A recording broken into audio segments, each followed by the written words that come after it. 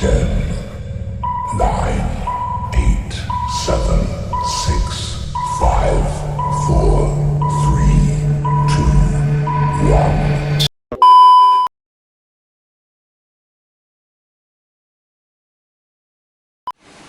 Bismillahirrahmanirrahim. Assalamualaikum warahmatullahi wabarakatuh. Saya Mus'ab Ibnu Syarif, Fakultas Adab dan Humaniora, jurusan Tarjamah. Di sini saya akan membahas tentang opini mengenai pembentukan kata dan istilah.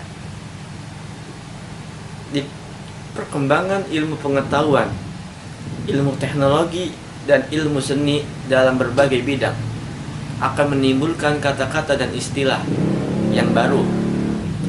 Dari sisi kebahasaan, kata-kata dan istilah sangat berpengaruh di zaman modern, bahkan berpengaruh dalam kegiatan sehari-hari. Akan menemukan bahasa-bahasa yang baru, istilah-istilah yang baru, baik bahasa asing maupun bahasa ibu. Setiap bahasa memiliki faedah-faedah yang sangat baik, tepat, akurat dalam pembentukan sebuah kata dan istilah. Bahasa adalah bahasa terpenting yang dikuasai di negaranya. Bahkan di negara Indonesia, kita harus menguasai bahasa Indonesia. Peran penting dalam bahasa bersumber dalam Ikrar Sumpah Pemuda pada tanggal 28 Oktober 1928 yang berbunyi, "Kami putra-putri Indonesia menjunjung tinggi bahasa persatuan bahasa Indonesia." Dan di sini juga akan ada undang-undang yang menyatakan bahwa bahasa Indonesia adalah bahasa negara.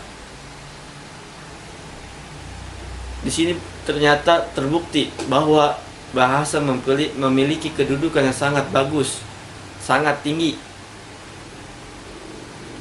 Yang selanjutnya, pembentukan kata sering disebut juga dengan morfologi. Morfologi itu adalah subsistem yang berupa proses pengolahan leksem atau huruf menjadi kata. Menurut pendapat yang lain, morfologi adalah suatu ilmu bahasa yang mengolah dan mempelajari seluk-beluk sebuah kata. Sedangkan dalam batasan proses, morfologi adalah proses pembentukan suatu kata yang sudah ada akan menjadi bentuk lain. Afiks itu pada umumnya yaitu kata imbuhan, merupakan salah satu bentuk morfem yang cenderung terikat digunakan dalam bahasa sehari-hari. Afiks itu tidak bisa berdiri sendiri. Afiks itu merupakan salah satu bentuk proses morfologi. Proses morfologi adalah proses pembentukan sebuah kata-kata dari satuan lain yang berupa bentuk dasarnya. Yang selanjutnya adalah definisi. Definisi adalah kata atau gabungan kata dengan cermat menggunakan konsep, proses, keadaan dalam bentuk hidup tertentu. Dan itulah pembahasan-pembahasan mengenai opini pembentukan kata dan istilah. Sekarang adalah ciri-ciri dari afiks, yaitu pertama, merupakan bentuk terikat. Yang kedua, mampu terikat berbagai bentuk. Itu merupakan ciri-ciri dari afiks. Sebenarnya masih banyak yang lainnya, tapi yang lebih mudah saya cakup hanya dua saja. Yang selanjutnya adalah jenis-jenis afiks. Ada 5 macam jenis-jenisnya. Jenis-jenis afiksasi. Pertama, infiks. Infiks adalah sebuah morfem yang disisipkan di tengah dalam bahasa Indonesia. Yang kedua,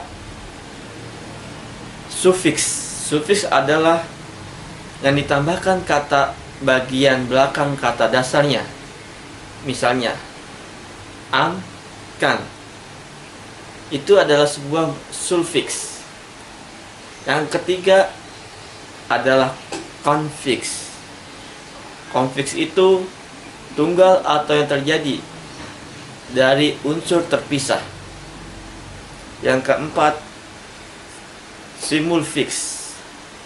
Itu merupakan afiks yang tidak terbentuk suku kata dan yang ditambahkan atau dileburkan pada kata dasarnya. Yang terakhir atau yang kelima yaitu prefiks, adalah imbuhan yang ditambahkan pada bagian awalnya dalam sebuah kata dasar. Demikianlah itu opini dari saya untuk memenuhi ke UTS atau tugas harian. Demikianlah yang saya sampaikan. Wabillahi taufiq wa hidayah. Assalamualaikum warahmatullahi wabarakatuh.